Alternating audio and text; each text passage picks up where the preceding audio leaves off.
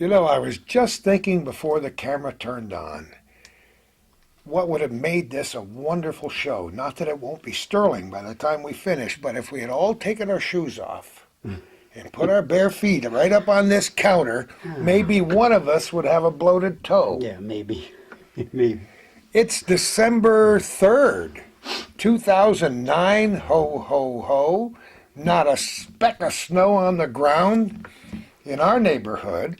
And we're at the home, that's why I mentioned it, folks, of Bloated Toe Enterprises. Larry and Jill Gooley, how are you? Good, how are you? Pretty good. Great to talk to you. Haven't seen you for a while.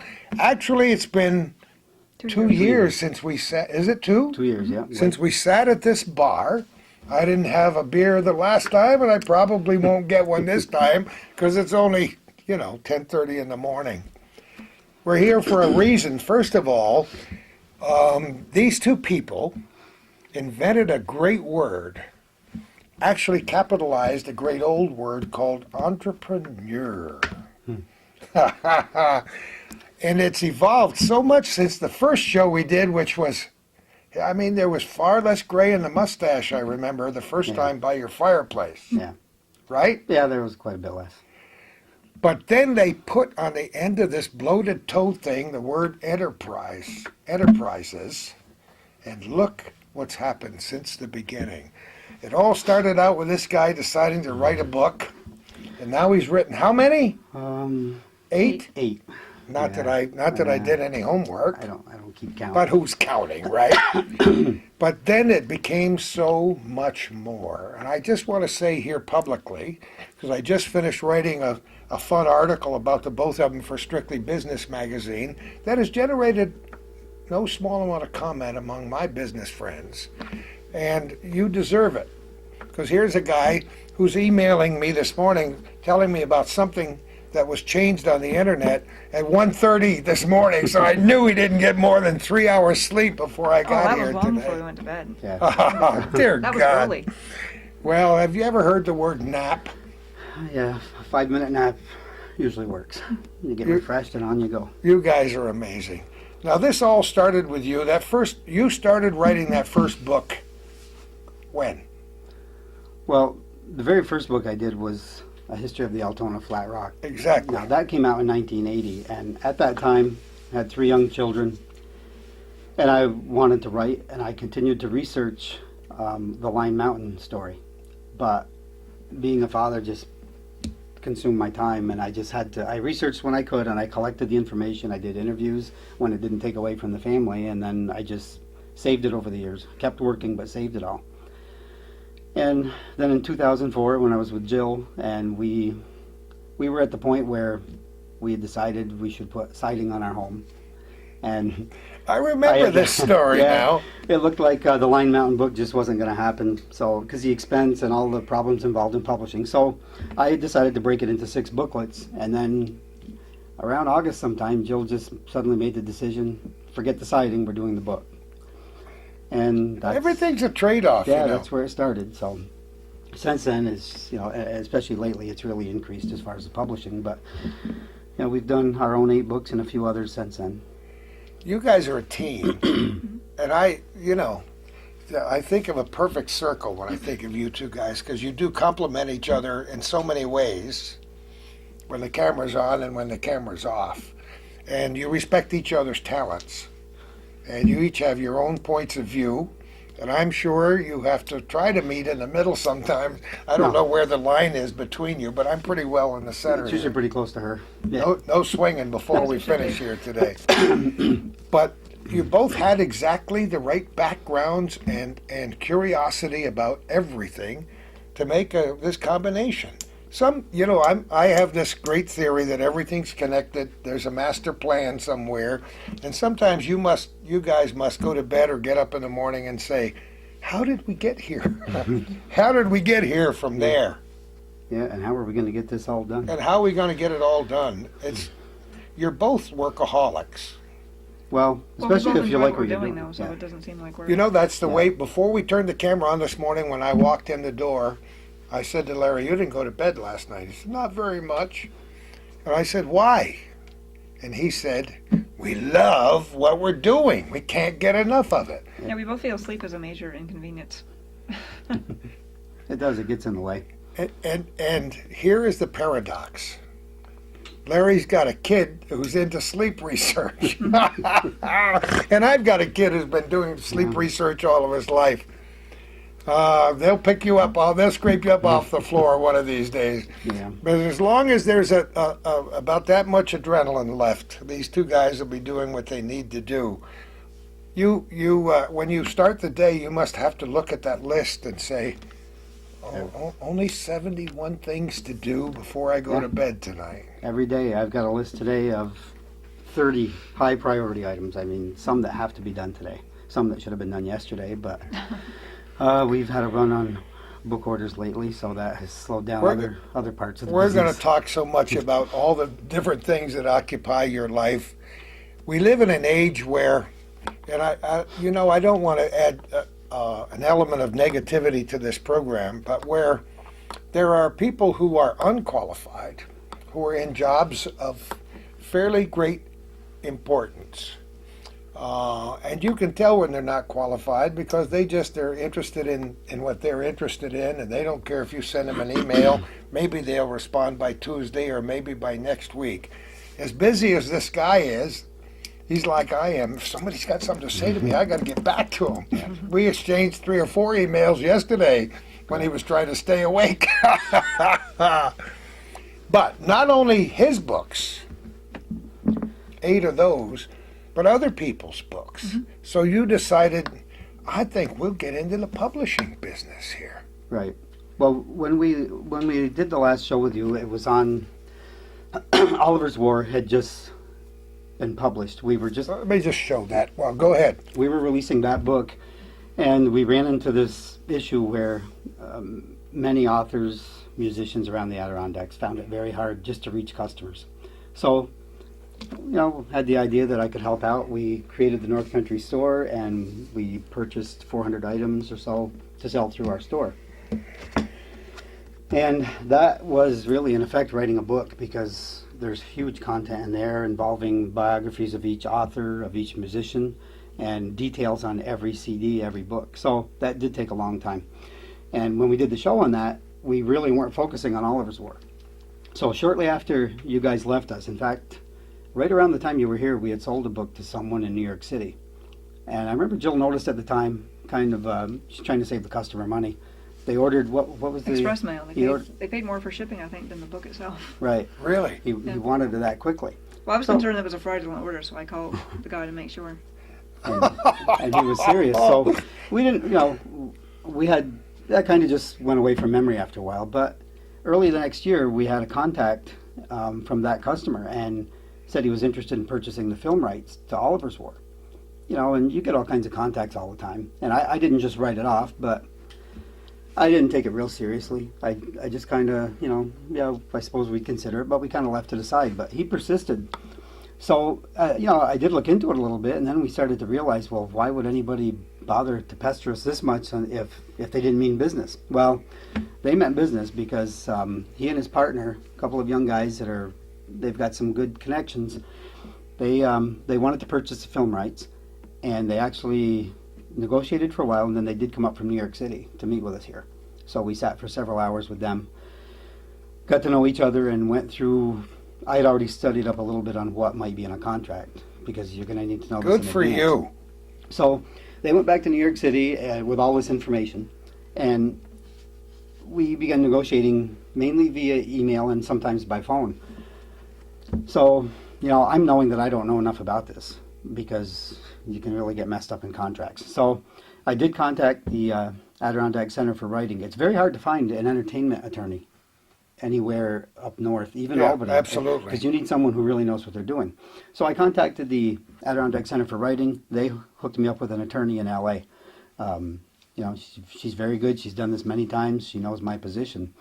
But I think it was $400 an hour if you're going to just talk on the phone. That's enough to make you take a deep breath and almost get a case of the hiccups. Wow. When you're funding your own books, that is a lot of money. Oh, boy. I thought about it and I realized it's something I should do, but I also realized that life's short, and hey, this is something else we could try. So Oh, I God. decided to.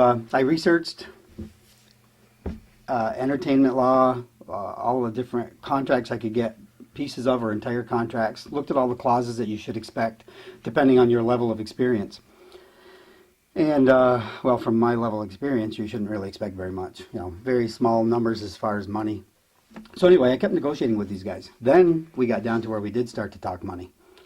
And it got to the point where I realized I created this material and they want it, but I'm going to make very, very little money. Probably nothing, actually. Because if you sign the standard contract, you know, I do read a little bit, so I'm familiar with the idea that, well, you get a percentage of the profits.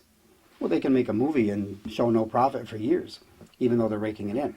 So it was kind of it was a very important step. I just stood my ground and I insisted no.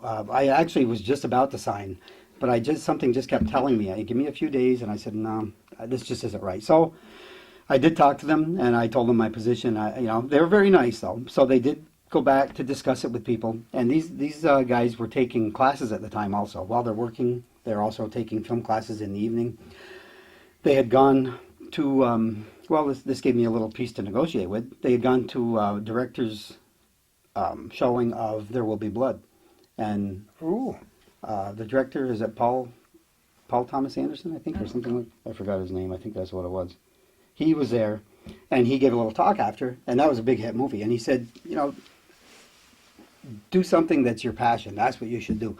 And these guys are from north of the Albany area. And part of the attraction to Oliver's War, they thought it was a fantastic story, and it's related to the Adirondacks. So I knew they wanted it. So you know, maybe I shouldn't have used that as an argument because it wouldn't have stood up, but I did. So it went through. They talked to these people that they work with and to their company attorneys, and then we went through another phone conference where I think the best way to argue something is to know what you would say if you were them. Absolutely. So I was prepared for a pretty good battle, you know, and I thought they're going to have to say something to me that I really don't want to hear, but they really need to say it, and they did. I wasn't sure they would, but they finally said at the end, well, really, you're inexperienced. You're an unknown, so you don't get that kind of money. So at that point, you know, I like these guys, but I had to say, I understand that. Yes, I understand that, but I did create the story, and I just can't see why I would give my story to someone else and not get anything for it. Sure. So the same thing happens the following week. I'm ready. This is going to be a pretty good argument this time, but I had a pleasant surprise. They had spoken with their advisors, and they spoke with the company attorneys, looked at what I was demanding, and I was just ready to argue, and they said, we'll meet your demands. So, Oh boy. but I took it one step further, because what they normally do is you will get a percentage of the profits. But 7 out of 10 projects don't even get made into a movie, so you're going to get nothing.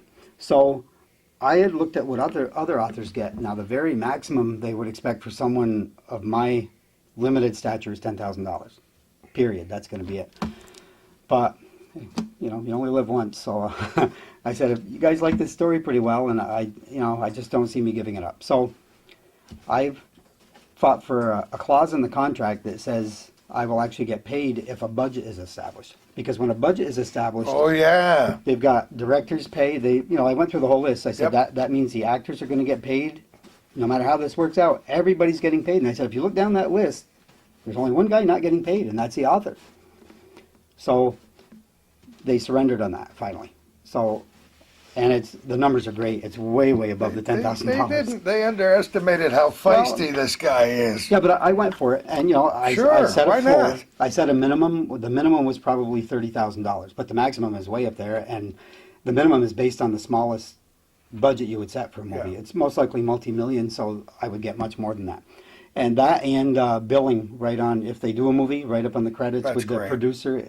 Sure. Our name would be up there. So that's where that stood. Once we had to negotiate several more things over several months. When then we put it in their hands, I signed the contract. Jill and I both signed the contract. And they progressed to where they had a script treatment, which they used. I gave them several copies of the book to bring to actors. Many actors want it, and actors who have their own production studios love to do stuff like this. And they took it to Universal, to the major studios. It's actually the guy that runs Universal. because they have a good connection. So they took it to these people, and they developed a script treatment and are seeking funding. And that's when like the whole nation's economy just collapsed. But they're still working at it. And the recent contact is that they have they've hooked up with a director who has his own slate of films. He needs funding. They said, well, we'll help you raise the funding, and you'll help us with our movie, and that's the agreement they have. And I should hear back from them again today or tomorrow. But, you know, Jill and I kind No of just... wonder you didn't go to bed last night. Yeah, but we just This is amazing. But that's just a sidetrack thing. You know, we know Yeah, there's a good sidetrack. chance Come nothing on. will happen. But it should, if it's not a movie, it really will probably end up on, you know, that's what they're targeting. But if they don't make it, it's not their goal to go to like the History Channel or one of those, but that's where it very likely would end up because it's an important story. So we give them the rights to that, but I retain the literary rights. And one reason we didn't promote the book and continue selling the book was they will package this whole thing as they have. Now they meet with a studio executive. The studio executive, if they want the story, they want to purchase not just the story, they want everything, including literary rights. And if they do, then they would have to pay me and take everything. So we didn't push the book for that reason. And then at that point, I told them I was going to continue selling. So I did. And then during the negotiations, you see the sticker on here. That's what came about. Yeah, we took a picture of it, but we should do it again. Award for nonfiction, the Adirondack Center for Right. Writing. It's nice to have a contact with them. Yeah, there's a poster over there showing the... They're also a prestigious organization Yeah. that's gained a great deal of respect here in the North Country. yes. The word Adirondack has a magical significance to people in the rest of the world. Right. And that, if nothing else, gave you bargaining power. Right. At that point, we had decided most of the clauses in the contract, but I said, well, I have the pleasure of telling you that now when you shop it around, it's an award-winning book now. Oh, and another thing that did happen during this time period, sorry, Joe, is we had a contact from someone near Paul Smith's area who wanted to speak to me about possibly publishing a book for him that it wasn't a family genealogy, but it's part of the family history. So it's more like a personal project, maybe 30 to 50 copies. So I set up, he came here to meet with me, and it was a really interesting meeting. We talked for over 2 hours about all kinds of things. And then at some point we were discussing Oliver's War, and he made a comment saying, well, Bill something. And I went back to him and I said, well, who's this Bill you're talking about? Bill was his wife's great-grandfather or great-great-grandfather, William Rockefeller, who the story, Oh, come story is on. about. He never Remember told when me. I told you everything's connected? Yeah. Isn't that He amazing? didn't tell me he married into the Rockefeller family. Oh, beautiful. So the story did come out as I started to pump him for information was that he said, you know, there was a book about William Rockefeller. And I said, wow, you know, I said, I thought I did thorough research, but I didn't find that. He said, well, you won't find it because when it was coming out, they bought it and squashed it. They didn't want it out. So it was never done. And the reason he found out about this book is that property near Brandon that is owned by the Rockefellers and by the Ross family of DuPont, that's still all private, but the owners had decided they wanted someone to write the history of it, and apparently they didn't know about me, so they hired this man's brother and flew him all over to do research to write the history of it, and during this time they discovered this book. So I told him, I said, well, just be sure you don't use any of it because that's all my copyrighted material. And I've been working with him since, mostly by email and working on So his... much fun. One yeah, that was- tiny little chapter of Bloated Toe Enterprises. And we got a Rockefeller in the house. So now I want to know your take on this whole movie thing, Jill. Well, obviously, I hope it happens. But yeah, the economy didn't help. They were on a roll, and now times are tough. But we're hoping that. I mean, they're going to keep trying. They're both very determined. They really want to start their own production company, and they really want to make this movie. So. Oh, and how about their connection? They do have one critical, One of them, high-level connection. his uncle works for News Corp, Rupert Murdoch's Oh, organization. come on. He doesn't just work for News Corp. He's been their CFO for almost 20 years. So Rupert knows him. Yes, personally. and this man can help these guys open doors. In fact, when they told me who they were meeting with in L.A. about my book, it wasn't just the director; it was the head of Universal Studios. So I looked it up online to see. No, and it wasn't. I thought it was 20th Century Fox. Well, there were two of them anyway. They had meetings, but yes, and that's how they made their connection. So Oliver's War has been everywhere. It's something that the rest of us will watch for time to come. Yeah. Because first of all, we like you guys. We'd love to have something like this become successful. At some point in time, you're going to have to do a second edition update of that. And who knows what a sample script might look like if somebody starts putting it into that form. Yeah, it's something they talk to me about. Well, we do also, they want, when they deal with an author personally, they want you involved. So as part of the agreement, we did have to agree to travel to whatever location that if they end up shooting somewhere. Boy, that'll be tough. Because we That'll thought, be really so hard. I don't know how you're going to. we thought maybe it would be in the Adirondacks, but they said, well, not necessarily, but, they want you to retain, well, because I retain the literary rights, you retain some control over the story, and if they need any details clarified, I'm the guy to do it. Now, it'd be nice if they filmed at least parts of it here in the Adirondack region, and they probably and will they for would, the upfront stuff. They'll probably choose some mountains where it's a lot warmer, a lot longer if they're going to Yeah. be Well, I think it's shooting. mostly a monetary concern because it's just so expensive to do anything within New York State. Yeah. So they often choose And it's- places down south that right. are cheaper. You know, And the that's whole- a factor that it's good to mention now as we're recording this early in December 2009. Once again, I don't want to cast a negative light on the whole thing, but it's tough to do business in New York State.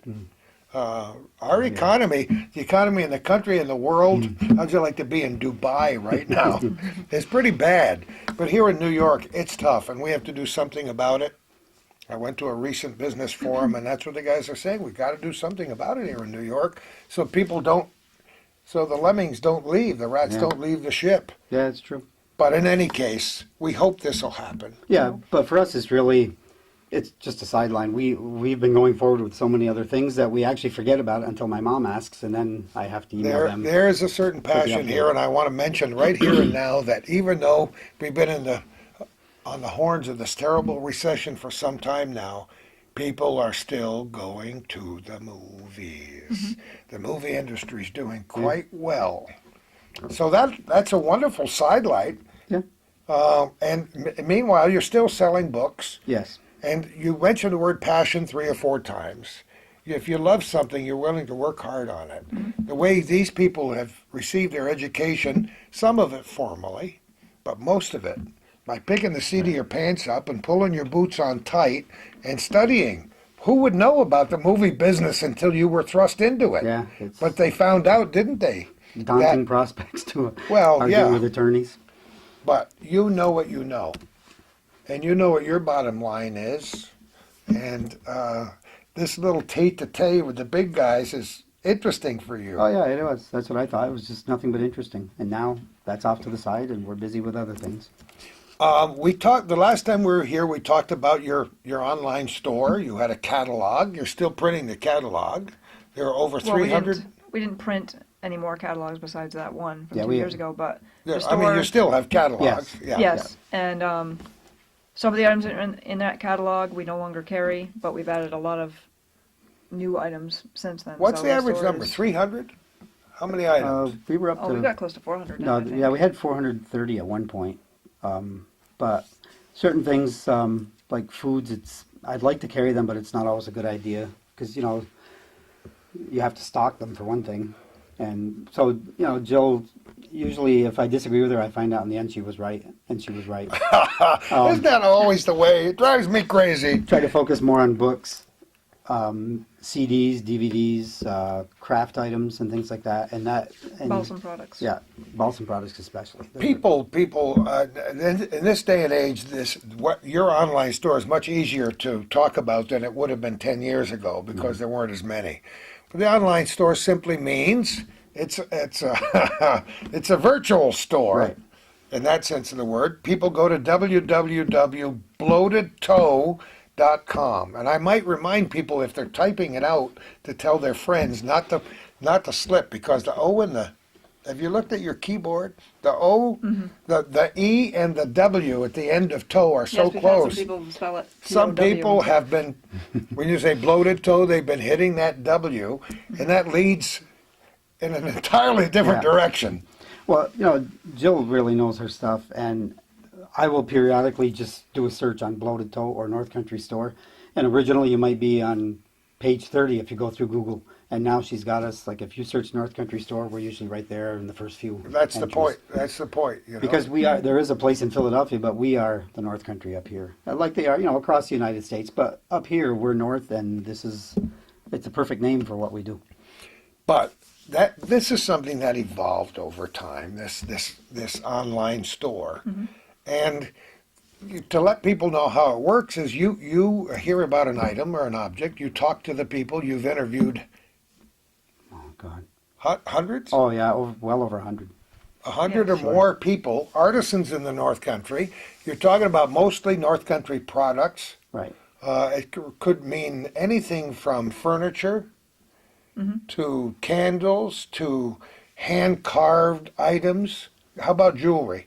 No, we don't have any hand-carved. We have some possibilities there, but they're more expensive to purchase, for one thing, if you're gonna sell them in So your what store. you do is buy a few, right? Yes. And keep them here, put it online, and you either have them in stock in your home.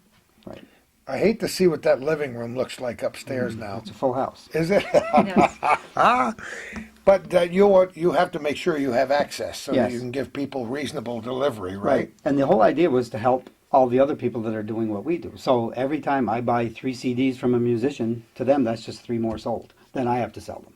Yeah. But so it's very good for them, and we never return products. If we get them, we better sell them. That's Yeah. the pressure. It's interesting because many of the programs, like this one you're watching right here, will be available at bloatedtoe.com, right? Right. The hometown cable, Calvin's given us permission to link to the video, so that's what we'll do. Jill's doing that now. everything's hooked up. And she is currently, how would I say it, refurbishing the store. She's changing the store, adding new things, and Well, we're gonna be changing the layout of the store somewhat, just to make it a little easier to navigate, maybe more aesthetically pleasing, and also, I don't know exactly when this is going to happen because this is all, every time I'm working on it, it seems like something takes me somewhere else. But book orders.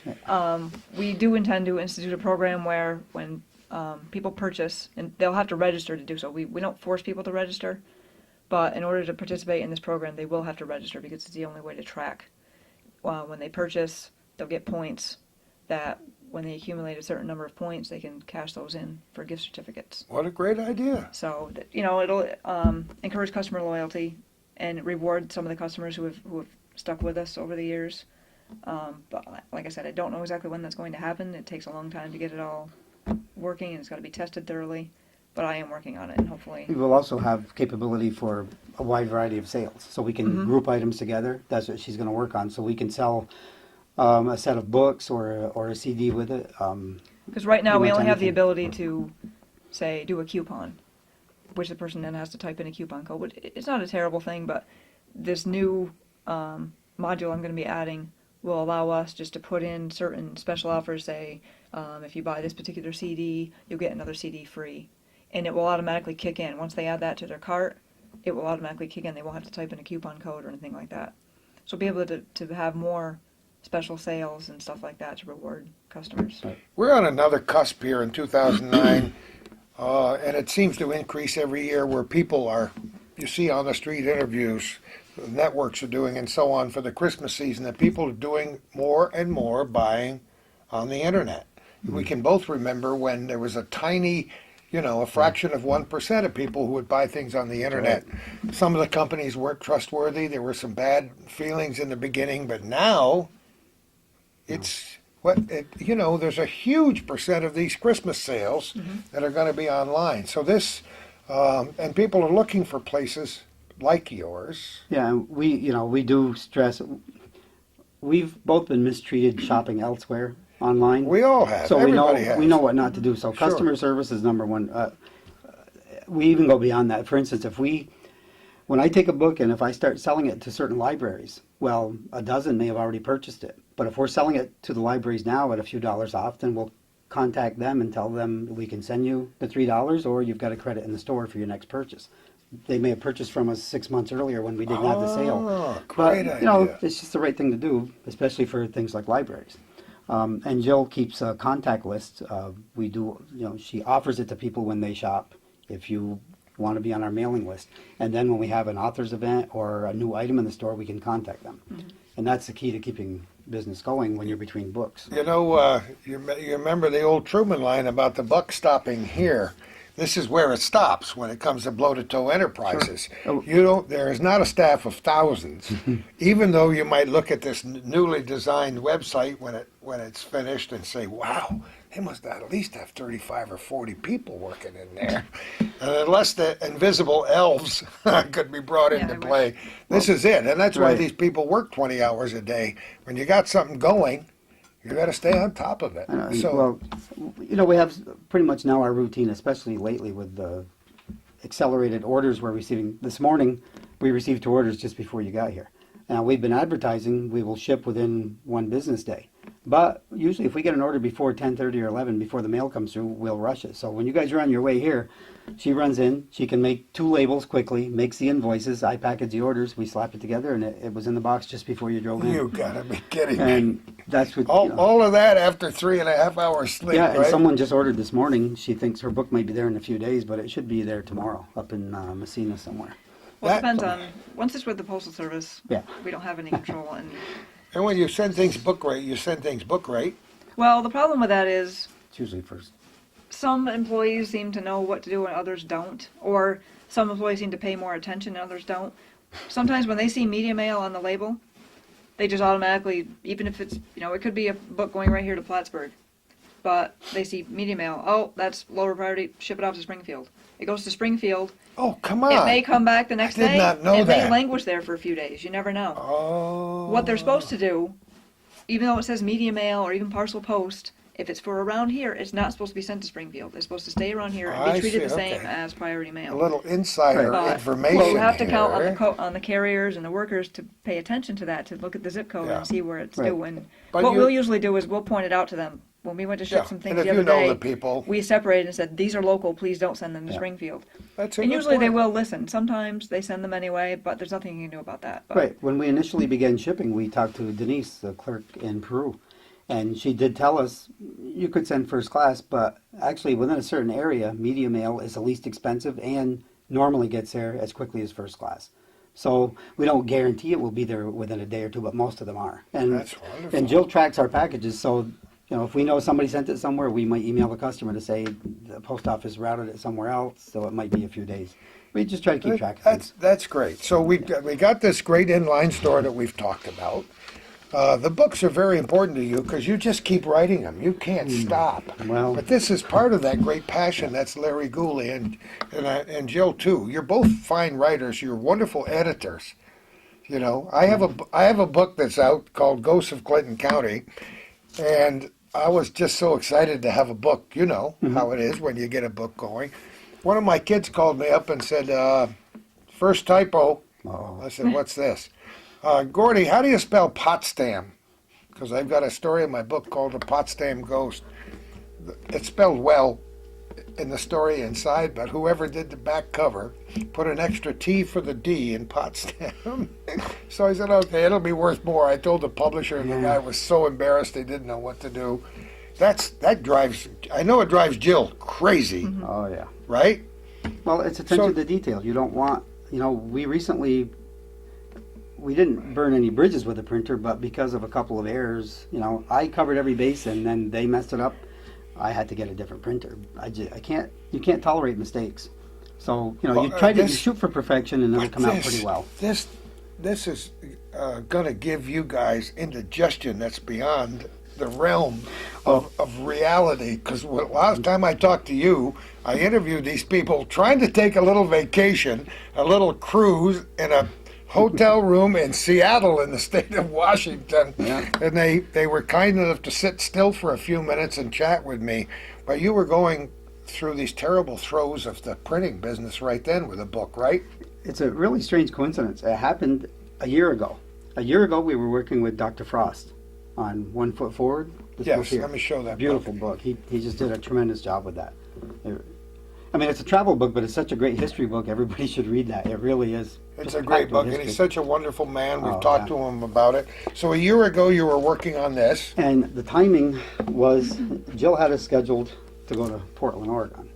And unfortunately, the timing was, as the book went to the printer, where I need to be on hand to Isn't that kicking always the them. way? Well, but she's a computer expert, so she set up everything with the laptop, with everything that I was going to need. So we made the trip.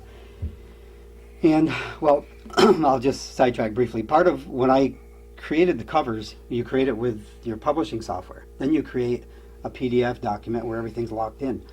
Well, because I was going to be away from my publishing software, I sent both versions to the printer. Just in case something went wrong, I could say, do this because you know how to handle that software and you make the fix for me.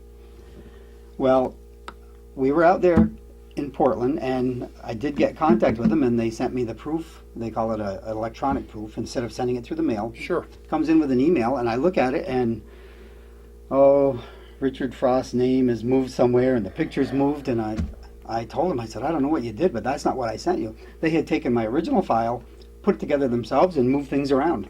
So from there, she helped me out. I had to instruct them on what to do, and I was pretty nervous about this because it's not my book. But we did get it right from Portland, and everything worked out okay. Now, fast forward a year later. Who would ever guess? Bob Garrow's book was delayed for several reasons, and mostly, Bob was still trying to get more material and photographs. So it was planned to come out earlier, but those delays pushed it back, and Jill had this other trip planned, guess where? Portland and Seattle. So Bob's book goes to the printer, we're on the West Coast again. So she covered everything for me, and this is with a new printer, so I had to handle it from there. And we had a great time out there visiting, and what we had to do was, I'm in a big hurry for things.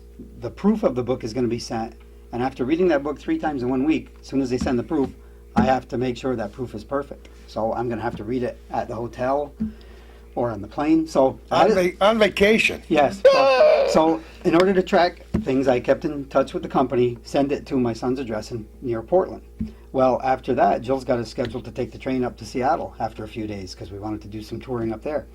Now I have to contact them, change it, send it to the Seattle hotel. But they had a slight delay, which kind of worked out. So in the end, I said, this is going to be just too close.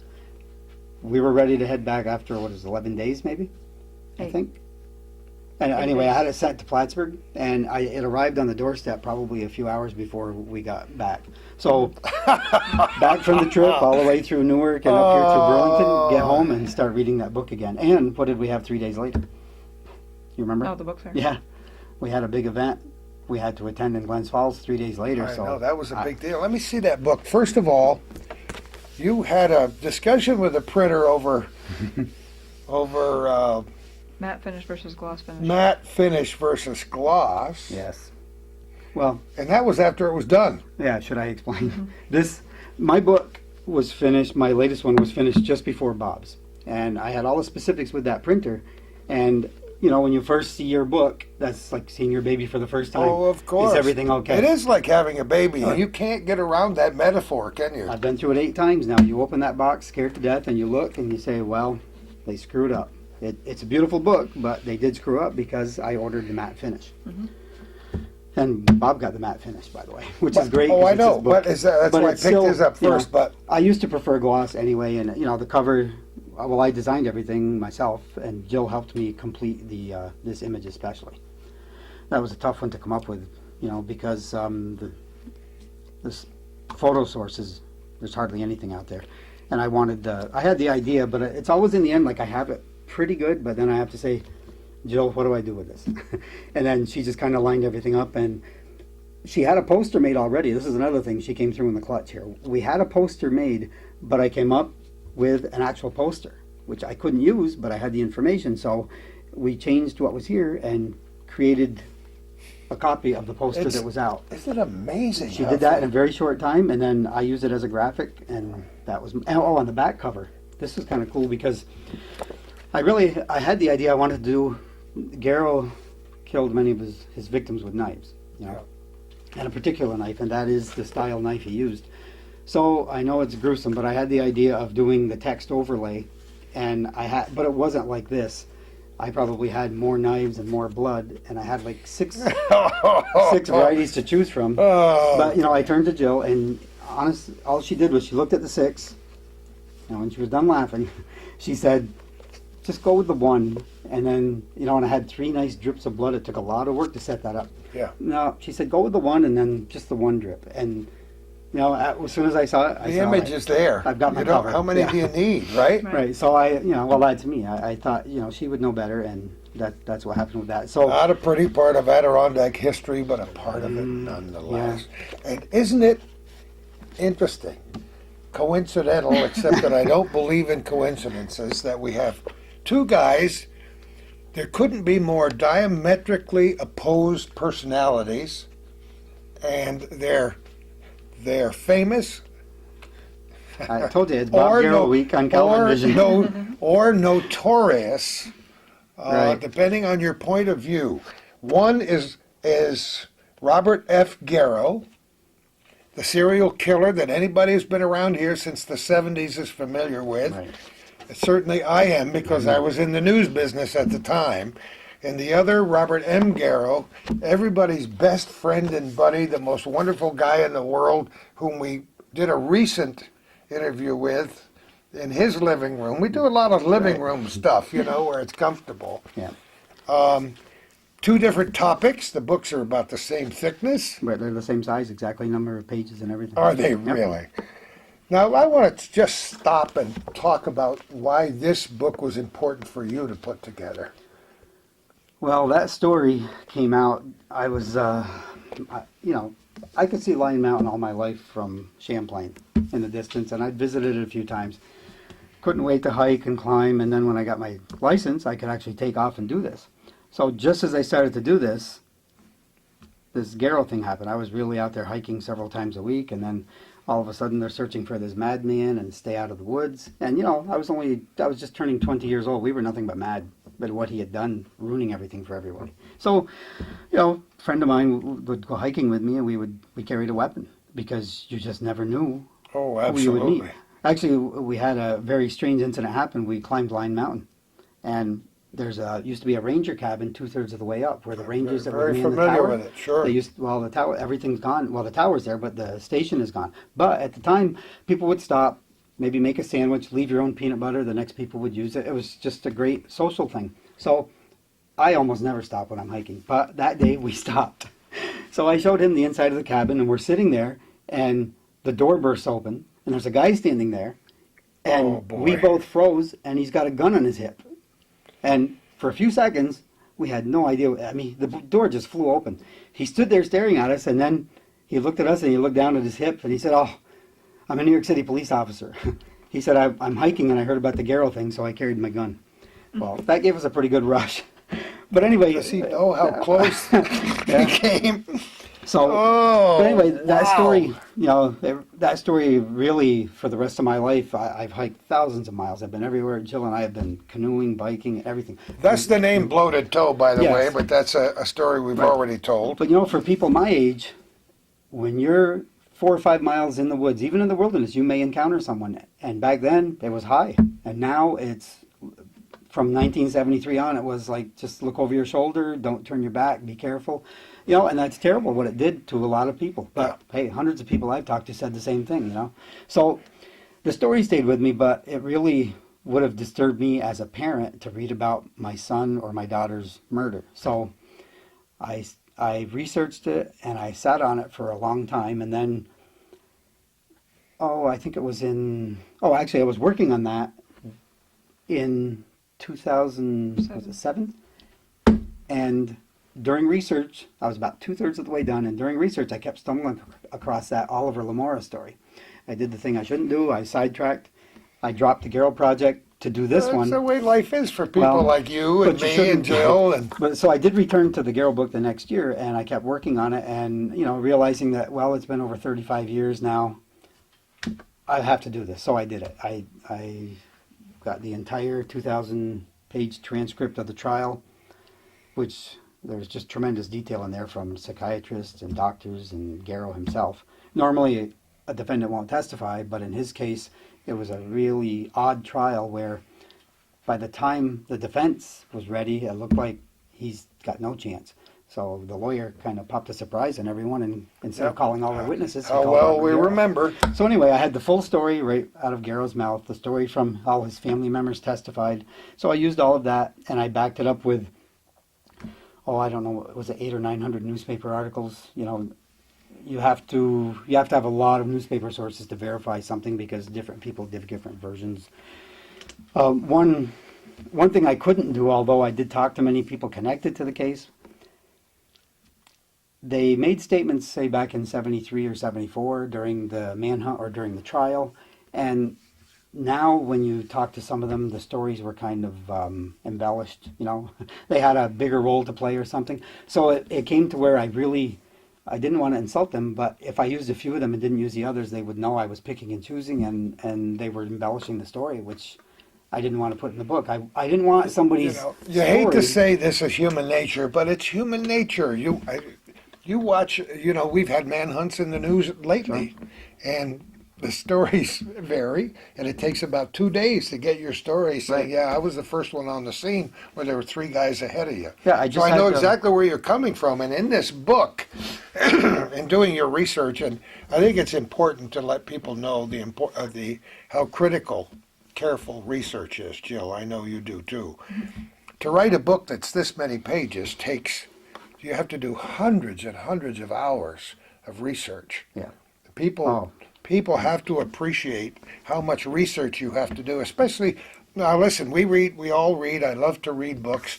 I find many historical errors in books written by so-called experts, and I certainly will not name any names, because they wanted to embellish the story based on what they read. They wanted to write based on something they had seen in the archives 20 years ago. And instead of having that research in front of you and being a stickler for details, there are mistakes. Right. And you found mistakes, Oh. more than one mistake in doing the research for this book. You can search online right now. There are so many websites about serial killers. There are so many newspaper articles you can find, and there are so many errors. It's hard to believe, really. Yeah. There's one site you can go to. They tell about the story. Well, besides all his other victims, he murdered these 4 campers. Well, Yeah. he didn't murder 4 Of campers. course not. You know, but if you read that, you may think it's true. You may use it in your own research. I had 2 people. This is really unusual. 2 people in the past week that called me and talked to me and mentioned, oh yeah, during that they ordered books. Then they wanted to tell their story. Oh yeah, Robert Garrow was parked right in our driveway. 2 different people. Now, it wasn't true, but they like to tell their story. And another contact that Jill just received. You want to tell them who that was? Well, what did he say? Huh? Well, it's, The the- prison guard that was shot by him during his final escape, when they finally caught yeah, him. when Garrow was his final escape where he was killed, he shot a prison guard, and the prison guard just recently got in touch with us 2 or 3 times now. He wants to talk to me, but I'm not sure why. But I'll talk with him when he calls Oh, again. you hadn't talked to him before? No, I had read his story, but it's unfortunate what happened to him. But people have to realize if you're writing a book, the input from the man who just happened to be in front of the bullet he fired. Yeah. He really didn't know Robert Garrow. He just knew him from that moment. Well, you have to make a he lot is of the last important victim. decisions along the way. Oh yeah, when I left Oliver's War, I had to come back to this. When I came back to this, I had 900 pages to review first that I had already condensed, and then cut it down to this. So it was a lot of work. But Well- that was while I was working on other projects. When an author has a delay, I go back to this. So And you're part of the process, even though he's Oh, doing most of the jeez. talking here today because he's Yeah. writing this book. You He always are, does most of the talking. but you're an integral part of this process. So every time he mentions something that goes wrong, I can see you saying, "Oh yeah, that was." So things aren't perfect. It's not a perfect world, right? Well, when things go wrong, I have to listen to him talk about it. Oh, but you have to say, now slow down, we can get through this. So the cover's glossy, we can get through this. But the point I want to make about this book especially is, I don't know if you knew that this book would be an instant success. I mean, we got a phenomenon going here with this book. Yeah, and I'm actually, sure you know it now. very fortunate. For How us. long is it? How long has it been out? Jill, Since August, since what? Early or late August? mid-August. Yeah.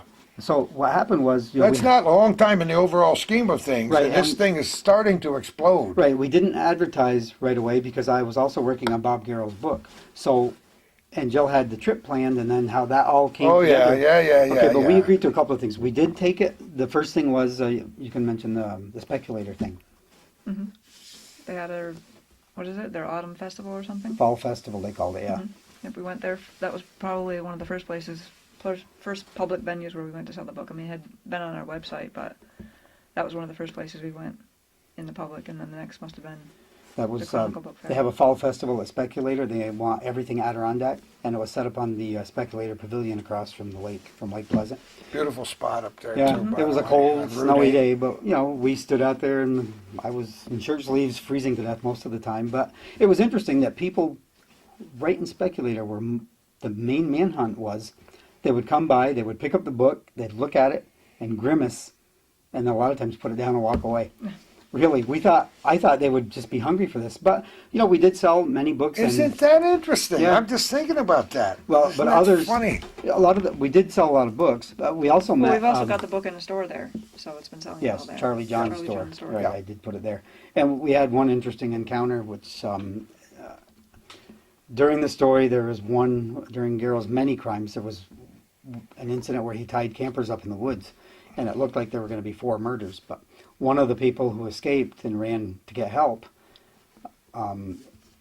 is obviously in the book, and one of the people that was visiting that day, well, actually, they just stood there and looked for a while and finally mentioned that was my brother that was tied to the tree that ran off.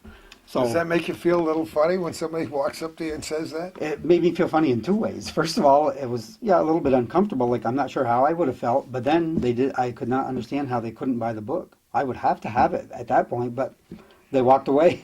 So There's- that went okay. But Isn't that interesting? When That's we real came- psychology, right. isn't it? Now, when we were on the West Coast, I got an email one day. I had no idea. A relative from Chattagay emails, "Congratulations, I'm so proud of you." And I had no idea what she was talking about. I had to ask her. She said, "Here's the link." And the Press Republican had reviewed, Jerry McGovern reviewed the book. And then, I Very don't know- nice, That too, was by also the while way. we were in Seattle. Yeah. That was in Seattle. And then we got a call from this other guy on the East Coast that wanted to do this. Yeah, some character named Gooley Little. Strictly Business Magazine. Yeah, a little bloated toe at the bottom. Many of our viewers will not be familiar with this magazine because it's not widely distributed among the public, but it's been published here in the North Country for a long Oh time. yeah, In its early great. history, it was published in black and white. Now it's in color. It has a sister magazine, if you will, over in Jefferson, Lewis, St. Lawrence County called Absolutely Business. And I thoroughly enjoy, even though the page numbers were wrong in this issue, right? Yeah, they were. Jill noticed that. Yeah. Now We're on- I didn't know it until I got here today. Jill, you're amazing. What page is it on? I think it's either 24 or 36. 'Cause it was Well, supposed to we're- be on 30, I know. and it ended up being either Yeah. the story before or the story 24. after. Yeah. So, there we go. And there it is.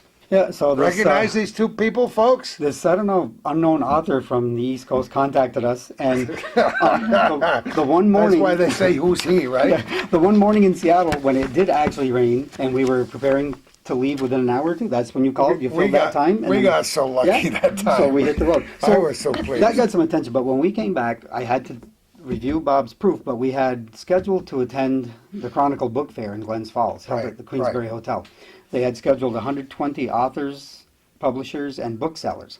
Beautiful hotel. They had 4 rooms dedicated to this, huge layout of tables set up.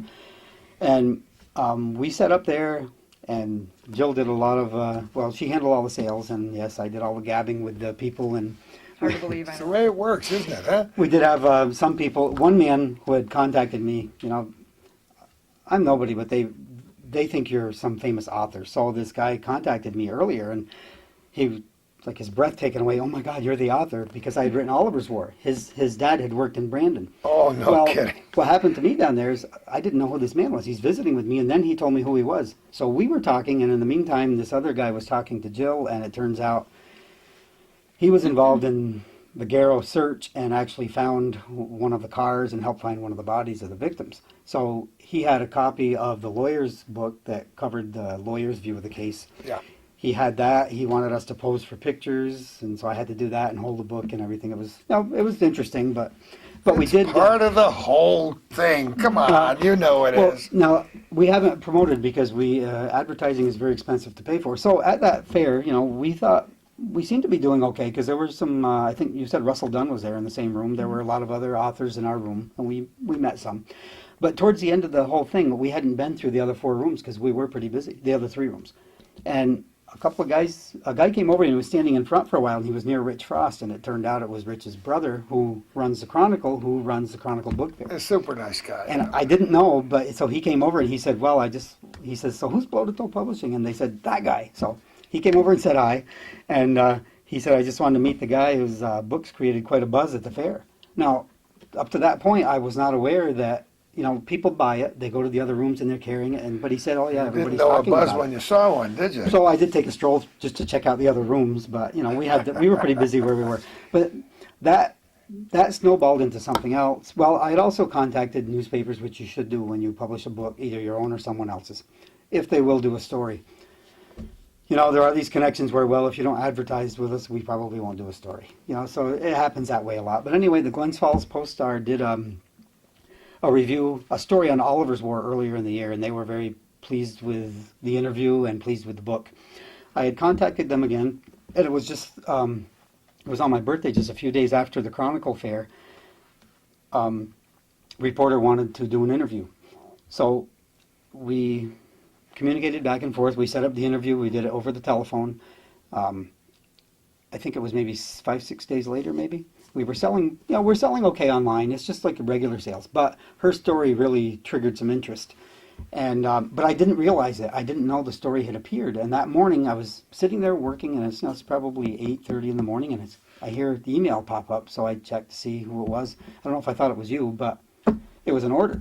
And so I just hurried up, go pack it, sit down, and it happened again. It happened 3 times in a row, and then I said, what in the heck is going on here? So I started to We search. kind of like this. Yeah, the story had appeared. Now, most stories don't generate that much interest, but this generated a lot of interest. So it snowballed into something else. It triggered a lot of online sales for us, which is great. That's the best way for us to sell. Oh, sure. And we were shipping books immediately. We had like 8 or 10 packages a day going out. And I had contacted some bookstores, but because we don't wholesale our books, I say we do wholesale them, but we just don't follow the standard 40% discount. Yeah. We do what we have to do, and if the store doesn't want to meet our terms, then we can't sell in that store. Sure. So I had contacted this particular store, and they, it was sort of like a thanks, but no thanks. They weren't interested. Well, they called one day and ordered 4 copies, and then they ordered 8 copies.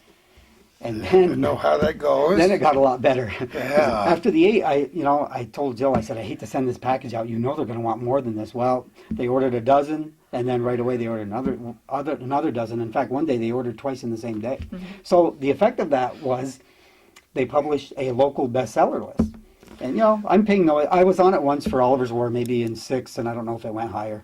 So I just look at it. I said, why are sales going crazy? It was, well, you've got the chart right there. I think Sarah Palin was number 3, and I said, think you ought to put that in much bigger. It's got to be. It's got to be a 4x8 poster. well, okay, now, Put I it on the understand side of your house, it's just a small store in one city, but I love it. the other side of that is, well, it's better to be on the list than not on the list. So, I did send it to some of my family members to say, Andre Agassi, Stephen King, and Did I? Sarah Palin, and then Ask me if I chuckled a lot. yeah, I sent it to Gooley, and I said, well, there's Larry Gooley's number 1 on the bestseller Oh, list. isn't that beautiful? So, it was just a good laugh, but what it did, I didn't know this, it triggered more interest. The stores that saw, Oh, hey, sure. this thing's really selling, now we've had several That's the way stores it works. suddenly say, well, maybe we are interested after all. So we've been selling to a lot of stores, but it's a good thing she set up a great store and a system online, because that thing was tested in the past 2 weeks.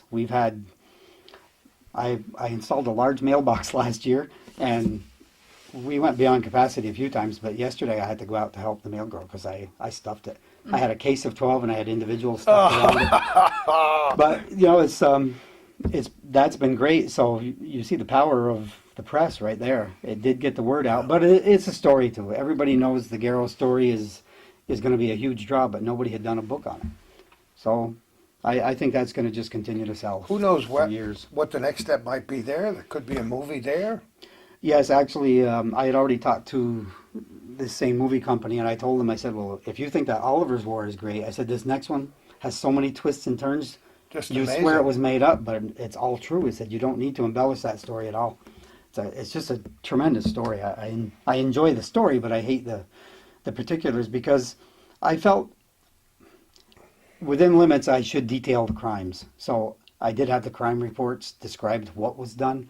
So I didn't want to get too graphic, but you need to present it as it is. You know, I didn't want to show autopsy photos, which, you know, we do have a few books that we've purchased where the FBI Oh, sure. person actually showed those. But, Yeah. you know, how would you feel if that was your family member? And, it, you know, it would have just been for sensationalism. It wasn't necessary. As long as seeing the pictures, though, did tell you something about Garrow because of the way he said he killed. The bodies didn't show that, you know. He did claim that. In fact, nobody seemed to notice this. I did write to the DA in Onondaga County because Garrow had always claimed in each story, if you start looking at it, you say, wow, that's what he said earlier, kind of like somebody grabbed for the knife, and I just reacted. I grabbed it and stabbed them. But the pictures will show that there are other marks where it was like It was deliberate. just Oh, of little. course. There's red marks, then there's little cuts, and then Oh, there's yeah. final. And it was a slow thing because when he killed them, he sometimes did it very slowly. So there are. In fact, I wrote to that DA for two reasons. You know, I realized this is none of my business; it's their business. But they have several murders that they believe would have been Garrow's. They couldn't prove them because Garrow's dead. You know, way before the days of DNA testing. But there are several now they're looking at, and there's another one that just came up recently that. Right in the time period when he was committing all his rapes and some murders in Syracuse, that's in that area where those people were So missing. and had chapters been are found. still being written on more than one front, Oh, huh? yeah, they did Isn't say, that you interesting? know, the police officers, the investigators believe that he was guilty of probably between a dozen and 22, maybe more murders, but they couldn't pin them on him. It's not that he was shy, but I used to notice that every time his picture would appear in a newspaper, he's got his hand over his face or his Always. Oh, yeah. he shirt would on constantly his try to cover face, or he's going like this, walking by. Right. I almost didn't include photos in the book because I love using photos, but it kind of seemed like the story's really going to carry itself. But we did include some, and some of that was to demonstrate here's Garrow in all these different poses hiding his face. Every time. Yep. Yeah. Every time. Isn't that interesting? Well, that's a wonderful book. I'm glad, you know, it's successful at a perfect time in your Bloated Toe enterprises. But you're a friend to not only people who make North Country crafts, but to North Country authors as well. And you're planning some very interesting events in the future as we're recording this in early December 2009 that might have another impact for people like me. Yes, actually. Talk about it. Gordy's one of the first people I put on the list. Well, I was mainly looking for people who would. I know it's your first book, but you love to write and you've been writing for years. For more serious writers, a lot of people have done booklets on a subject, but I was looking for people like Richard Frost, he's done 3 books.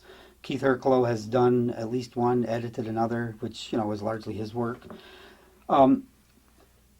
You might do individual signings and you might do appearances, but I think people discover that when you do a book signing, you might sell a book or 2, depending on where you are. You might, if you sell 10 or 15, that is a big day. We've actually had one day where we did like 60 or 70. We've had a few that were in the 20s.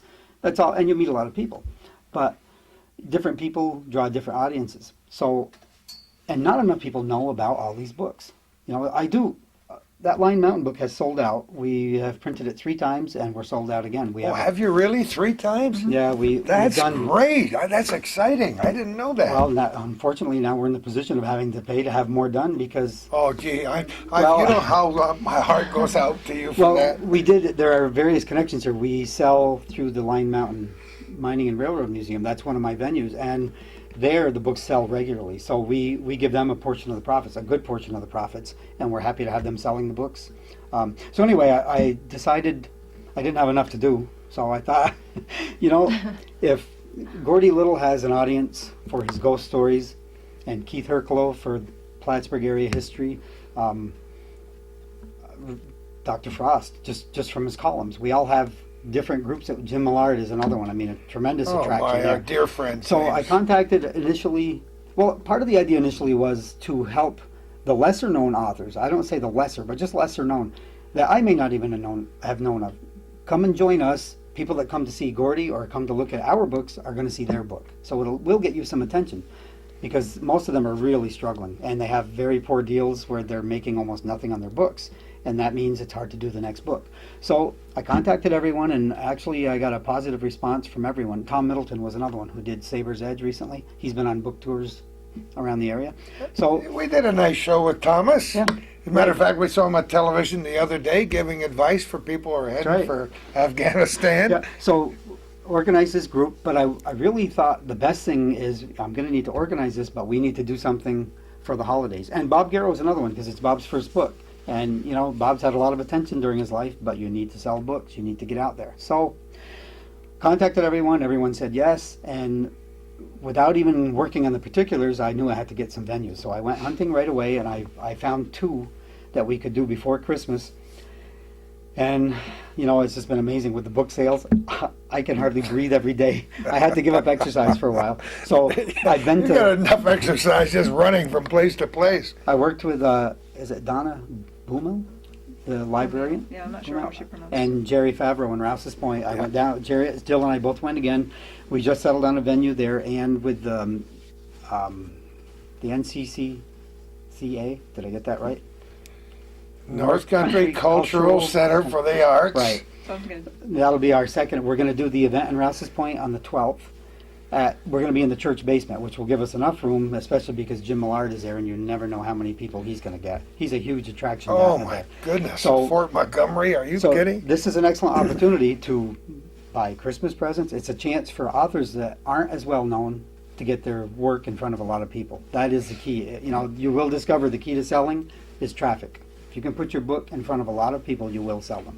So we've organized that, but that's not just for Christmas. This is, I plan it as an ongoing thing. I've already got 2 other venues in touch with me now about possibly doing something, and you know, we'll space it out because we're not talking every week, but it's a good idea to do individual signings, but it's a really good idea to get groups of people together where you might get much bigger numbers. And a lot of people, I'll bet, have not seen Jim Millard's book in Plattsburgh. And when you see those books right away, you see the cover of Fort Montgomery book, you're going to say, I have to have it. Right. Yep. So, And it's not up yet, but I am actually adding a section to our website that will talk about our North Country Authors Group. Yeah. It'll just have, have an about page listing the various authors who are participating, and an events page that will list different events. But I'll probably, at least in the beginning, I will probably leave the events that have passed listed, just so people can see what we've done, as well as any events that are coming up. And it will also have a contact form where if someone is interested in either maybe contacting an author through us because they can't find any other contact info for that author, or contacting us because they'd like us to do an event in their establishment or something like that. So I'm working on that now. I got the general design done last night, the shell. I'm waiting for contact from him to actually fill it in. Go ahead, kids.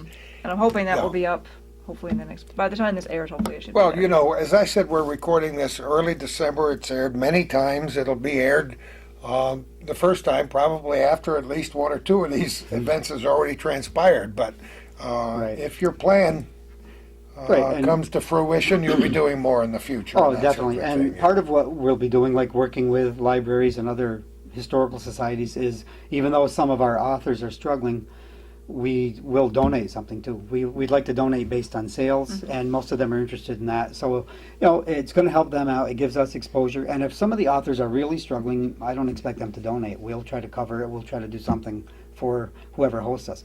Most of them really expect to pay you to come in and do a presentation. But I said, well, we'd like to kind of turn the tables on that, and if we can bring more attention to the library and maybe make a donation, we'll do it. That's something I talked to Bob Garrow about when we sell our books. We sell online, but I also have my own stores that I go to regularly. They were very good to me in the beginning, making virtually no profit for them, but they were nice enough to let me do it. So when they made $2, they didn't tell me, just take your books out of my store. Some did, actually, but most didn't. Did they Oh, yeah. really? Yeah, some of them. Let me know who they are. Some of them said, well, no, it's really in the way. So I left. But Yeah. I stuck with the other stores. They stuck with me. So I went up to $3, and then we went up to $5. So a lot of these stores are really struggling. They're happy to make $20 or $30 a week off my book. They don't have to do anything except handle the exchange of money. I bring the books. I set them up. I restock it every week or two. Unless they call me, I'll restock it earlier. People like Dick Decos, you know, that's a fantastic store. He has a new room he just added on, a performance room. I did not know that. When you walk in We there, got to stop there. I got to tell you, it is so beautiful when you walk in because he has this beautiful system of suspending all the guitars along the Oh wall. yes, he always has. And all the colors around the room. Yeah. And it has guitars and drums everywhere, but he set it up, the total beautiful plan, on wheels, so that when it's time for performance, he's going to roll that to the side, set up chairs, and you've got a performing stand. Isn't that great? So what he did to me several months ago, he asked me this, and I don't do a lot of the events now, partly because we're so busy, but he asked me to do a book signing up there, because he's been selling my books for years, and he's been very good, and we've become good friends. He's a great guy. So, a tentative yes, and he says, make sure you get Jill to come up with you, and I said, oh, we'll arrange it around her work schedule, and actually he said he's willing to do that. But it grew into something else, because I was just talking one day, and I said, well, if you had the Gibsons up here, because their books are for sale, their CDs are right next to my books, and they had seen my books there, so I said, hey, if you get some music going, we might draw more of a crowd than just me. Well, Dick just... Always thinking this guy. Yeah, well, Dick says, he's been talking to me, especially last week, he says, Eric likes the idea, Eric Gibson, but he said, Roy Hurd also wants to come up here with you. So he said, I think I'm going to do like a storyteller's night, and I'm going to have you and the two guys, maybe one of them, but... He said Roy Hurd's very interested. So he said it'll probably be in January. So, even if I was shy about doing it, Dick's been so good to us and helpful about everything. And he's one of the stores, too, that if you do go and you need to collect money, it's not difficult. He's going to pay you right there. That's about as local as you can get, the Busco Bandits and Oh, yeah. Dick DeCoss, and just a great place. You know what? We're wound up here now. He doesn't have to go to bed at least till Thursday of next week. But we're going to talk a little bit more from Bloated Toe Enterprises in just a moment. Larry, before we go 1 second further in our program, we got to talk again about your mommy. Oh, my mom. She's been such an integral part of this whole Larry Gooley Bloated Toe process. So let's And give a... her nickname is Queenie. Don't Yes. forget. Queenie. Let's give a shout out here. Well, yeah, my mom has, you'd be, when you do books, there are books about books, and they'll tell you when you do your own books, the first thing you're going to look for is sell to your family, sell to your relatives, every connection you can use. But, I really haven't done that. But my mom, from when I was very young, encouraged it. And in high school, everything that I wrote, she was very supportive. And I didn't know how much she really liked the idea. So, as people might recall, when I worked on the Altona Flat Rock book, technology was a little bit different in those days. And I wrote for it... you and for everybody. Yes, I wrote it longhand, and my mom typed it. And I would have to come back, say, I need some more typed, and my mom would just never quit typing, an excellent typist. So she did a lot of work on this. And, I appreciated it, and I was... for a time, really, just to make my mom happy, I would mention her in every book. So she's not worried about that anymore, but very supportive. And Bob Garrow book. Yeah, there are certain times when you don't want to mention. Oh, I and- stopped there for lunch one day in 1972. my mother is nothing but persistent either. So you bring her this new book, and, at least from your mom, you're going to get, way to go, this is great. Now, she spent days looking for errors in there. She's been searching and searching. So Isn't she? Yeah. I hope she So- doesn't find one, just out of spite. still on the case. But Isn't that wonderful? But it really is nice to have, I'm lucky to have my parents this long and to have that kind of support. It is, it's nice to hear when she can't wait to tell my siblings about the next, or the bestseller list or an award. It is nice because we don't generally say it ourselves. We kind of keep to ourselves, which might not be good for business. But we're not pretty big on busy here. bragging. Yeah. That's what this show is all about. Not necessarily bragging, but let you know. And you were just talking, and it dawns on me once again that I have to mention. We live in a fantastic part of the country. Your research alone in Lion Mountain, people say, was Larry born in Lion Mountain? What the heck is his contact with Lion Mountain? I explained the process. Look at how many amazing and wonderful people you met just in the Lion Mountain books. Oh, I could tell you, one of the very best things. Remember I told you the story about the book signing on Yeah, Rita, sure. Rita Quetchen's porch? Oh, yeah. It's hard to beat a day like that. That's one of the best days of our entire lives. Well, Rita and her sister, Myrtle Siskavich, they've been nothing but supportive. And we do sell books through the museum, but I also offered, I can never repay Rita. I just can't. So I said, anything that you folks need, tell me. We have an engineer who's intimately familiar with the mines, the layout of the mines, everything. It may not be a big seller, but it's something they would like to sell in the museum. And how old is he, Jill? I forgot how old. He's around Oh, he's 90. like 90. 90 years old, No still kidding. sharp as a tack. And he did a great job. He wrote up the full text of the booklet, drawings, pictures, and Jill's going to do the scanning of all this. And I'm going to Wow. produce it for free for them, and then they can just take care of wherever they have it printed. That's all they have to do. And on top of that, they had their museum they've been working on for years. Now, Jill won't brag about this, but this is just a great thing that she did was attached to our site. Would you say attached? It's what's called a subdomain of our site. Our site is broken up into different sections. And what you can do is, in front of your main domain name, our domain name is bloatedtoad.com. In front of that, you can put a different name, so it's a subdomain. So we have books.bloatedtoad.com, we have whitehall.bloatedtoad.com, a website about Whitehall, New York, and we have linemountain.bloatedtoad.com, which is dedicated to the history of Line Mountain, photos, information on their fundraising activities, their museum, and stuff like that, and a contact form where people can, they don't really, a lot of them are older and aren't really on computers, they don't have email and stuff like that, so people can contact us regarding their interest in memberships, buying calendars, things like that, and we can forward the information to Rita or someone. Isn't that neat? Right, Isn't now, that really now neat? she won't finish about what she actually did with that, though. That means that because of that contact, a lifetime membership, I think, is $500, right? So, and it's surprising how many people really support the Historical Society by taking out a $500 lifetime membership. I did because I can't repay them, so that was a nice donation. But through the setup that Jill made, we had this one woman, a former Line Mountain resident living Troy. somewhere in Troy. She contacted us, very excited, very nice, talked to me about the books. She made donations, she took the membership, and I know that it was at least a year ago that they told me that she had generated between 2,000 and 3,000 in donations. And she also features their calendars, and a lot of people buy those just for the pictures. So Or that, Rita typically will contact us to tell us what different events they have coming up. You know, they've had raffles, they've had dinners and things Oh, like yeah. that to raise money for their Friends of Lion Mountain.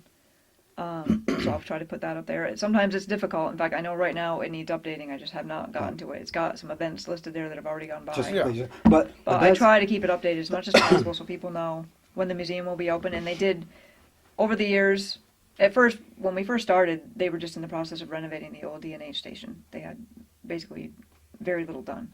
So we followed that, we've tracked that all these years, and then they started opening periodically a couple years ago, just like more or less by appointment, I guess. And then this past June, they finally had their big grand opening.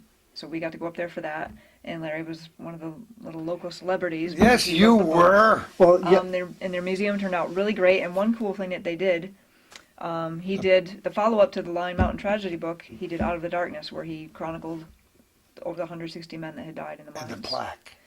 And he had suggested this at one point about putting some sort of plaque up there, showing all the men that had died. Well, we got up there, and there it was. They had And said that it Was that a inspired kick by for him. you? they had said it was too expensive, but Mm-hmm. we were sitting there, kind of schmoozing, meeting everyone, signing books, and then you notice that people are standing over I in love front it. of something, so I they're all love looking it. at this maybe an 6 or 8 foot It's plaque pretty long, yeah. with a metal tag giving a little bit of details on each person, and they're all kind of standing there. Look, there's my uncle, and they're just Yeah. checking it out. Wasn't that amazing? It really was, and yeah, that's nice. That's the first real solid connection to something in a museum that I've had. That was really great. You And can't yeah, get we're a happy better- to help them. You can't get a better connection No. than Well, with what's those neat people. is he wasn't born in Lion Mountain, and yet he did such a good job on the book that they just welcomed him in. Yeah, And now right. when he goes up there, they all can't Yeah. wait to speak with him, and they know he knows his stuff, even though he wasn't born and raised there like the rest of Your them. last name, we may have to hyphenate it and put Saskavich at the end. Who knows? All right. Yes, well, he could be one of their extra children. They've already got 13, but I'm sure they could use a couple more. I love it. Yes, they do. At least 13 that we know about. What's the next thing you want to talk Well, about? we did another event. Another supporter I'd like to mention, the Northern New York American Canadian Genealogical Society. Oh, what a group. And It's so we've hard been to say. down. We love those people. But Gloria's a good Oh, friend, my. and she came over to urge me to do certain things with books from the start, and I was too shy to do it. I don't care if you're shy. She says, you need to get out there and do this. Yeah. And I've been to her house many times. She's just great. So she invited us there, and we did one of the quad events. I've tried a few things because you know how it is. We generally take the most difficult path here. Advertising is very expensive, and if you start paying to advertise, you will most likely not even sell enough books to pay for the advertisement. So I came up with a few ideas, and I ran this by a few newspaper owners, and one of them liked the idea. So he accepted the arrangement that I laid out, and I was really winging it, but I named the particulars, and when he said yes, I told Jill, well, now we have to do the particulars. How do we tell him to do this? He had a few requests, so we set it up, and now with this, they have an online version of the paper, and this is a paper up in St. Lawrence County, and in conjunction with them, I'm allowing them to do this. If Calvin can see, this would be probably if you scroll down on their news page, this ad will appear at various times on top of the page. Sometimes you scroll down, they move it around a lot. And it directs people attention to that book, and it's a clickable, well, what would you call it? A button. Just a button. So they click on that, it takes them to an order page, and then we take orders that way. So I worked out a financial deal with the newspaper because I told you how newspapers really will want you to advertise rather than just run your stories all the time. But newspapers now are struggling. So instead of me struggling, they're the ones that are saying, what are we going to do to survive? And I call them and say, I have a source of revenue for you. I can make some money for you. I'm not going to pay you for an ad that may sell my book, but I'll pay you for every book it sells. And maybe they wouldn't go for that 10 years ago, but today newspapers are really struggling, so they went for it. So I have this, and I'm working with another chain that could be actually 20 or 30 newspapers. And if that works out... What a novel idea. Never even heard about that. Neither had they, I'm sure. Right, but with all those connections, then I can say, all right, this guy has newspapers that cover this area up north. I can say, Bob Garrow's baseball book should be popular up in these counties. Why don't you run ads up there? So that's what we're looking at right now. But if they don't want to do it, I'll find another way. But right now, yes, the answer was yes. It's just that it hasn't been done quickly enough for my taste because, you know, you got to get moving on things. All right, now before we wrap this program up, I think you've covered a lot of ground. We've covered a lot of ground in the last 90 minutes or so, but is there a major project in the offing that we haven't talked about as we're, again, recording this at Bloated Toe Enterprises, Larry and Jill Gooley, right here in early December 2009. Well, 2010, can you give us a little scoop here? Right now, it looks like I'm going to be... I mean, besides this famous movie. Well, I think I'm going to be restricted from writing largely because at the book fair in Glens Falls, some people came over for different reasons. We had one person who would like us to help her get her book noticed up north. And right away, Jill grabbed onto her and said, I wasn't too sure because it's an investment, but she said we're doing it, so we did it. And we'll be doing that at these events, actually. We had another man from Lake George, a retired attorney, who has written a huge book, and really, this guy is a good writer. I've read some of it, and it's very good. He may work with us, but he had about 20 copies made to present to different publishers at that fair. So he talked with me and explained the whole thing and asked me to take it and review it, and I went through it, and it's great. He plans on working with us, but I haven't had a final yes. So in the past year, I've also been working with Marvin Connor, the Schuyler Falls town historian. We're all very aware of all that. He's a lot of fun. So every time I see Marv, guess what I'm doing with Larry? So we've got the potential there. The way it looks, it could turn into 2 or 3 books. But I'm gonna do it at very low cost to them because it is a town project, just like Jill did with the Whitehall book. We did that at virtually no expense to them because we want to help the towns out. This involves the history of the town of Schuyler Falls. Involves a friend of ours by the name of Leo Perry. Leo Perry, that's right. One of the greatest people, and one of the most prolific historians in terms of having like Addie Shields, having so many things on the tip of your tongue. That this has to be preserved. Right, and Marvin is doing that. And the project it's probably morphing into now being more of a photo book because I went through the running text. And just the way it reads is a little bit unusual, so we may end up doing... Well, it's based on a slideshow. Right, and so it may actually That's why it reads a little... The Arcadia-style books, which, I love I love the idea of the Arcadia books, but I think they do an awful job inside. The interior of the books, there's so much white space that's wasted because whatever you send to Arcadia, like we should do, if you send me something to publish, I'm supposed to publish it. I'm not supposed to say, that looks awful. No, don't do that. But that's not what they do. They publish what you send them. So you might see a picture here and you might see a huge white empty space. Yeah. I would have put a nice big paragraph of information. Of course you would. This is Larry Gooley we're talking Well, about here. Well, we did It's it for the not white, gonna be- we did it for the For a Whitehall photo book. book, that 6x9 format isn't really the greatest for a photo book No, either. You it's really want tough. something a Yeah. little bigger. So, that may end up our first version of the photo books. I can't wait to see it. That's a great so idea. Marvin, actually, I had to put it back in his hands because it's not my decision on what part of the text to use, and because a lot of it's very good. So he's working on that, and he'll be in touch with me. We have I'm working on a book right now for two women from St. Lawrence County, covering the flora of St. Lawrence County. I'm editing and doing the publishing. They I realize must now. read for botanists everywhere. It is actually, it's very interesting. Sure. But they're strapped for funds, and I said, well, I can certainly help you with that. So we're doing the publishing, and we have an arrangement with them. I also, the day I met with Dick Decos, I spent about 3.5 hours. I spent 3.5 hours at a 1-hour meeting in Cherubusco. That reminds me of an old joke. We won't Well, get into that. that's my mom's hometown, and they are doing an update on the book they published back in '75, I think it was. So, it was at a family event recently, a wake where we met. They saw me there, and they said, "By the way, I want to talk to you about this." Set up a meeting, and I went to the meeting, and we discussed everything. We'll be doing the publishing of that book also. So, I know a lot of people say, like, when I do a book, why does it take so long for the publisher or the editor? But I can tell you now from experience, How at long lea- it takes. at least from my position, it's mostly the author. Because if somebody gives me, say, if you gave me a full text ready to roll, that book should be back in your hands selling in about 4 weeks. That means I've put it together, the printers have printed it, they've delivered it, and you're selling it. But usually there's a lot of changes and there's editing. Editing is extremely expensive. Oh, it's just it's Oh, a long, you've it's a looked very online. very long process. Oh yes, and expensive. You will pay perhaps anywhere from 1 to 3 cents a word. Now, in a lot of my books, there's 55 or 58,000 words, so you're talking a lot of money just for editing. And if you go to a professional editor, it will be more than that. So that's what we have going. There'll be more. I have a plan for a book. Yes, I am collecting. I've been collecting information on it. It would be on bootlegging. I did do a piece on something like that.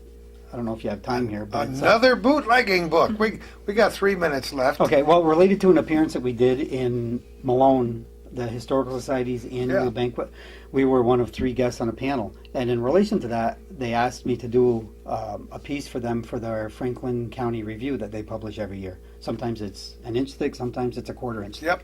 But he contacted me over and over, and I agreed to do it. And he said, "Well, I read your piece, and it's going to be our showcase piece. But it's a thin book, but it is in there, and it's on the line stores that exist from Fort Covington to Champlain. Oh, Existed great. a long time ago. Oh yeah. Those stores that actually sat in the Canadian border during Prohibition, where you could sit in the U.S. and reach across the bar into Canada to drink your beer and then put it down." Don't you love it? So I did that, and I am working towards a bootlegging story that would cover a lot of the North Country, much more covers than what Dr. Evers gave it. But I love this book. That's wonderful. You guys are just absolutely terrific. Before we wrap this up again, I want to extend my heartfelt, deepest, and most profound apologies for some strange sounds that they might have heard on the microphone through the first 45 minutes of this program. My feet or my hands have to fidget all the time, and I was rubbing my feet against, I don't know, some kind of plastic underneath. So this very sensitive microphone might have added a few sound effects that were totally unpredictable. Well, and you uncalled need to for. learn sign language. So you Yeah, I can got sign the whole thing as we go.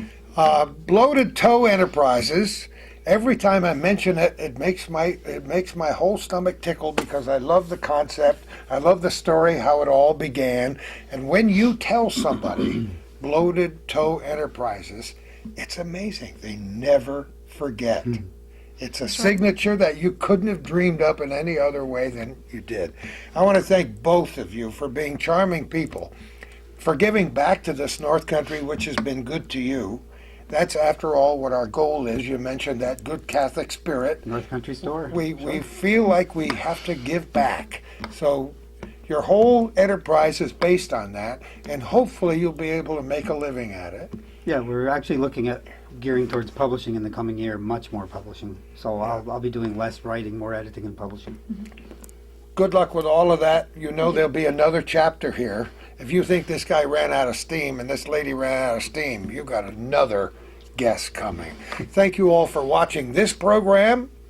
Thank you for all your comments. Thank you especially for your monetary donations to keep that camera rolling that Calvin's behind. And who knows where we're going to be next time for our little corner.